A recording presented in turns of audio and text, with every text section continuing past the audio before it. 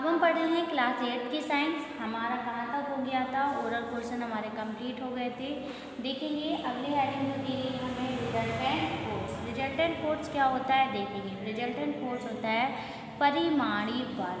परिमाणी बल, परिमाणी बल के देखेंगे क्या होता है। In many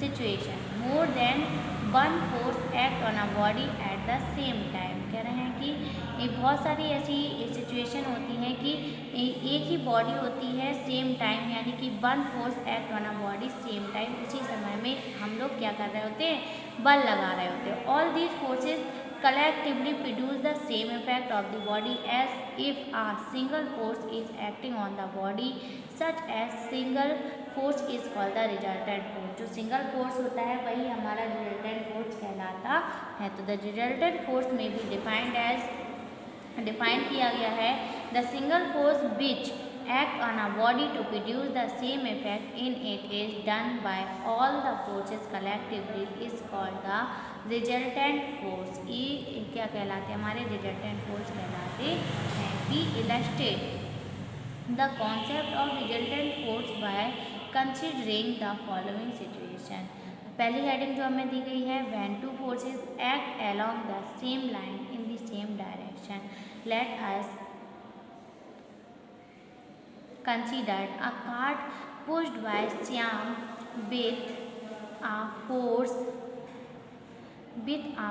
of 100 Newton। He could move but very slowly। कह रहे हैं कि वो बल लगा रहा है 100 न्यूटन्स का, ठीक है, लेकिन बहुत स्लोली जा रहा है।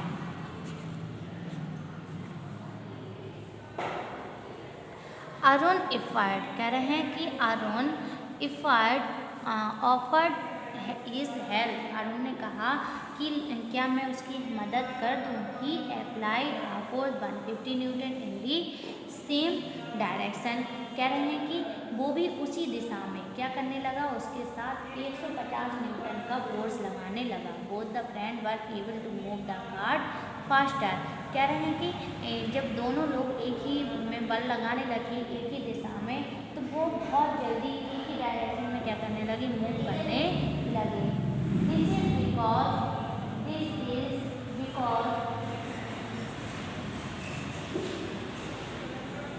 This is because when the कह रहे हैं this is because the Shyam could move it as a result grade acting, यानी कि रिजल्टेंट फोर्स जो हुआ वो क्या हुआ, direction along the same line.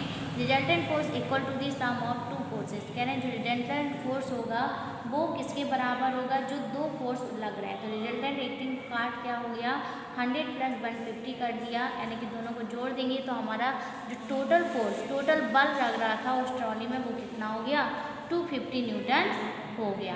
तो as a result of greater force acting on a cart is move faster, यानी कि उसमें जैसे ही बल बढ़ा दिया गया तो वो आसानी से क्या होने लगी, एक जगह से दूसरी जगह कम ही, यानी कि मेहनत कम लगी और जल्दी पहुंच गए।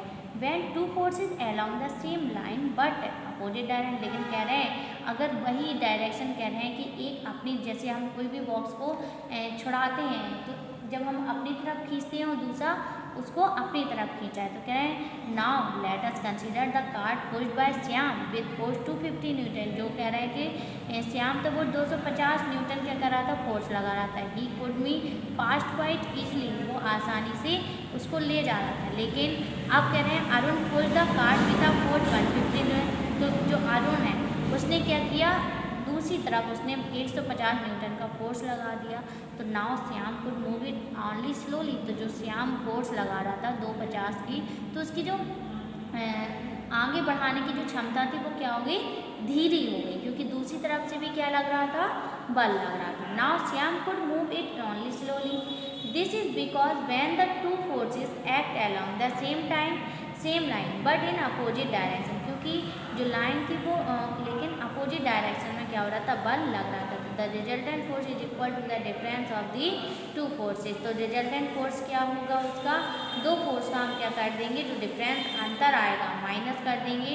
तो सबसे ज़्यादा किसका था, श्याम का था, और अरुण का क्या कर देंगे, हम माइनस कर देंगे। तो रिजल्टेंट जो फोर्स था वो कितना हो जाएगा, 100 Newton. So a force can be larger or smaller than other. The strength of the force is usually expressed by the magnitude. The resultant force being smaller, the cart move slowly. कह रहे हैं जो resultant force कितना था 100 Newton आया, इसलिए जो bullet car था उसका जो बल लग रहा था, फोर्स लग रहा था, वो बहुत ज़्यादा धीरे लग रहा था.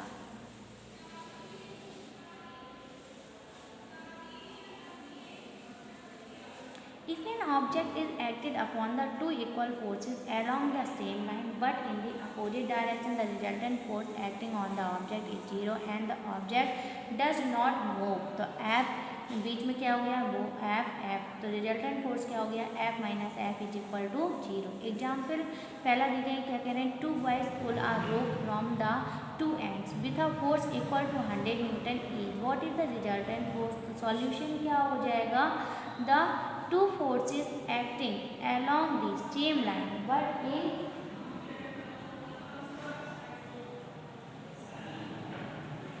opposite direction. Therefore resultant force क्या हो जाएगा, 100 न्यूटन माइनस 100 न्यूटन कितना आ जाएगा हमारा, 0 न्यूटन आ जाएगा.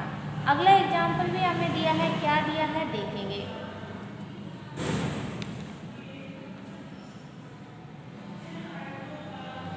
कि the force applied by the members of two teams A and B in the game of tug of war are mentioned against each of them. Calculate the resultant force and name the winning line. Solution क्या हो जाएगा, all member of a team apply force in the same direction. Therefore, resultant force of team A 100 Newton plus 150 Newton plus 200 Newton is equal to 450 newton. Resultant force of team B क्या हो जाएगा, 75 Newton, 100 Newton, 50 Newton और 5 Newton.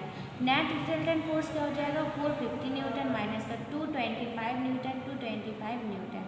Since team A is applying a net resultant force of 225 Newton, team A would be the winner. तो जो team ए थी वो क्या हो जाती है, जीत जाती है.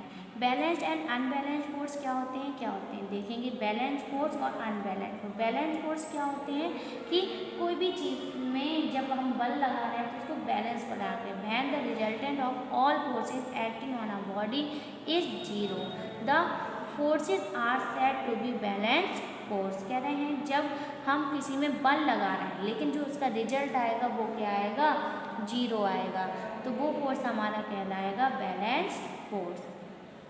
द बैलेंस फोर्स क्या होता है, can not set any stationary body into motion. कह रहे हैं कि can not set any stationary body into motion, can not change the speed velocity of moving body, may change the shape and size of a soft object.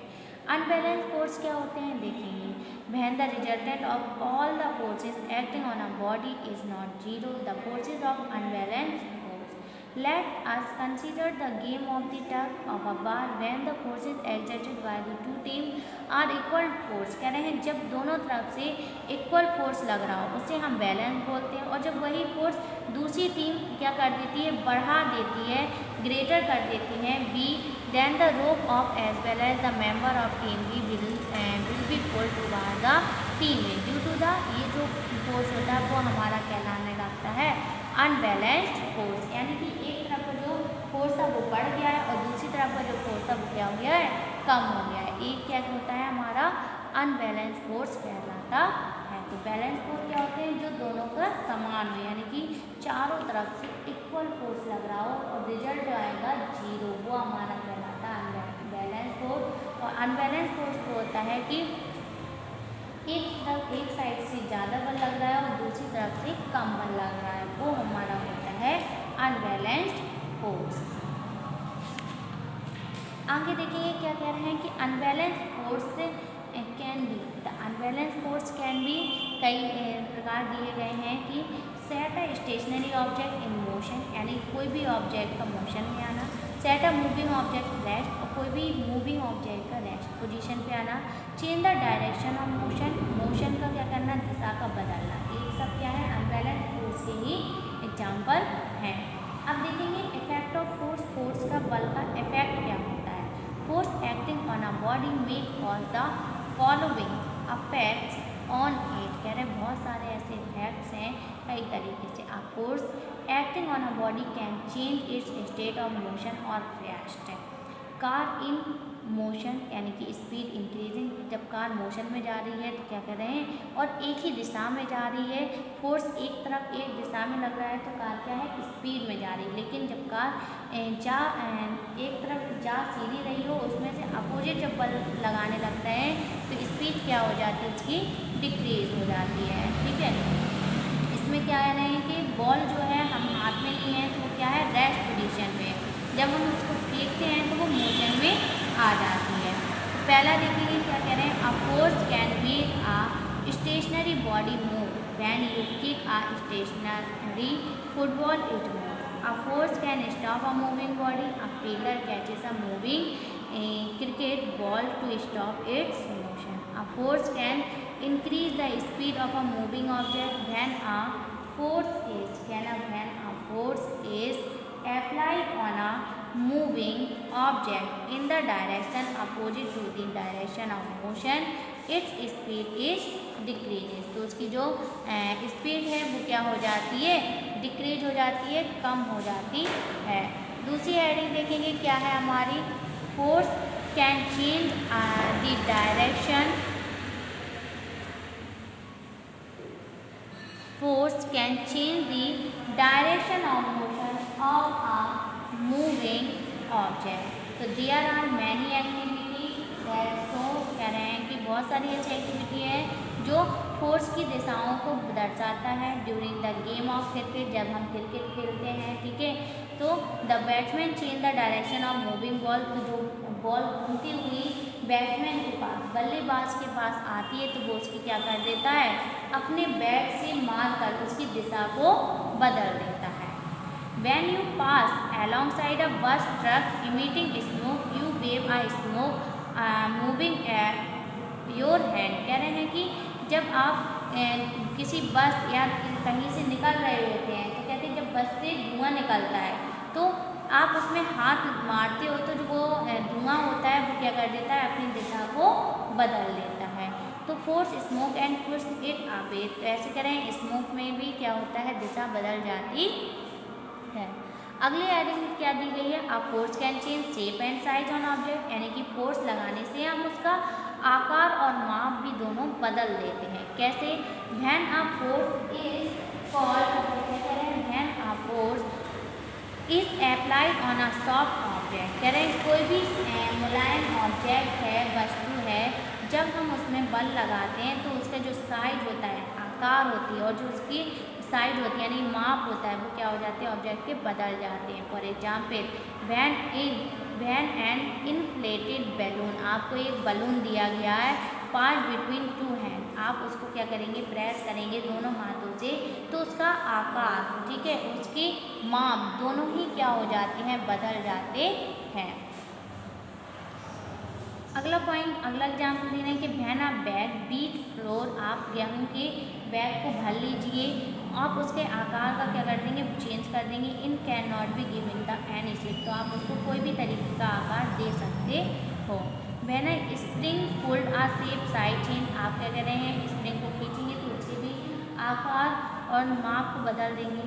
Form a sponge जो सोखता होता है उसको भी compress करके क्या कर सकते हैं उसकी बल लगा के सब कुछ बदल सकते हैं। The shape of toothpaste tube change on squeezing, क्या कह रहे हैं कि टूथपेस्ट के भी क्या कह रहे हैं जब हम उसको दबाते हैं तो उसका भी हम क्या कर देते हैं उसका भी आकार बिल्कुल तरीके से बदल देते हैं।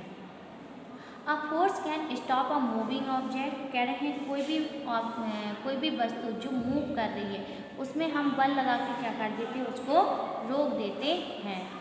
When a force is applied on a moving object in the opposite direction, it can bring the moving object to rest. For example, a fielder catches a moving cricket ball to stop its motion. A moving cycle can be brought to rest by applying brakes, कह रहे हैं जैसे हम break को दबाते हैं और क्या हो जाती है साइकिल रेस्ट पोजीशन पे आ जाती है। ऐसे ही कह रहे हैं जब मूविंग बॉल बैट्समैन जब बॉल को मारता है और उसको जब हम कैच करते हैं, पकड़ते हैं, तो उसकी पोजीशन को भी क्या कर देते हैं, हम बदल देते हैं। अगली हेडिंग क्या दी गई है, अ force can change speed moving object, यानी कि कोई भी एक मूविंग ऑब्जेक्ट आ रही है उसको हम क्या कर देते हैं, उसकी स्पीड को बदल देते हैं। यानी कि तो देखेंगे क्या है, when a force is applied on a moving object it can change the speed of a moving object. The speed of a moving object is increased by pushing it in the direction its motion. The speed of a moving object is decreases by pushing in the direction opposite to its motion. Force object in motion, speed increases. Force object in motion, speed is decreases. अगली heading आपको दी गई है pressure. देखेंगे pressure क्या होता है। Pressure क्या होते हैं, दबाव डालना। अभी तक हम पूरा क्या पढ़ रहे थे, मोशन के बारे में। अब पढ़ते हैं प्रेशर मीन्स यानी कि दबाव डालना। Have you ever noted that a new sharp blade gives a closer shape? A sharp knife is more effective in cutting a fruit than a blunt knife. When you stand on a mattress, it sinks much deeper than when you lie down on it. All these are the effect of force in terms of area on which it acts. This aspect of force is described in terms of pressure. You might have noticed in your previous session that the effect of a force depends upon its magnitude and the area on which it acts. The combined effect of force and area on which it acts can be described by a quantity called pressure. Pressure is defined as the force acting on a unit area. In the other word, pressure is equal to होता है force upon area. From the above definition, we can draw the following conclusion. For a given force, smaller is the area of contact, higher is the pressure exerted by it. For a given force are large, कह रहे हैं कि is the area contact lesser pressure exerted. अगर area ज़्यादा बड़ा है, क्षेत्र ज़्यादा बड़ा है, तो प्रेशर क्या हो जाएगा, उसका दबाव जो है वो कम हो जाएगा। फॉर अ फिक्स्ड एरिया, अगर आपको कोई एरिया फिक्स्ड दिया गया है, क्षेत्र फिक्स्ड है, तो increase with increasing of force और अदर वे राउंड, तो उससे क्या हो जाएगी, इंक्रीजिंग बढ़ जाएगा, यानी कि उसका जो प्रेशर होगा क्या हो जाएगा, बढ़ जाएगा। ऐसे ही आपको यहाँ पे एक हील की चप्पल का दिया है एग्जाम्पल और दूसरा दिया है हाथी का। तो जो हील का प्रेशर होगा वो ज़्यादा होगा क्योंकि वो उसका जो एरिया होगा वो क्या होगा, कम होगा, इसलिए वो काफ़ी अंदर तक धस जाती है। लेकिन जो हाथी होता है वो गीली मिट्टी में ज़्यादा धस नहीं पाएगा। आपको ये एग्जाम्पल भी दिए हैं, ये आप खुद से सॉल्व कर सकते हो। अगली हेडिंग हमें दी गई है सम अदर इलस्ट्रेट। और भी सारी प्रेशर के आपको एग्जाम्पल दिए गए हैं।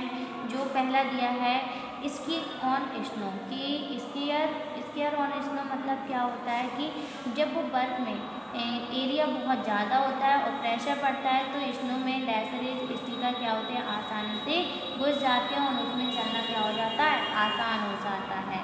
इसके आगे हम पढ़ेंगे कल। इसके आगे बहुत सारी हेडिंग दी गई है। Unit of pressure, pressure exerted यानी कि दाब का जो मात्रा होता है वो क्या आता है वो भी पढ़ेंगे। प्रेशर एक्सर्टेड बाय फ्लूइड के बारे में पढ़ेंगे। प्रेशर एक्सर्टेड बाय लिक्विड के बारे में भी पढ़ेंगे।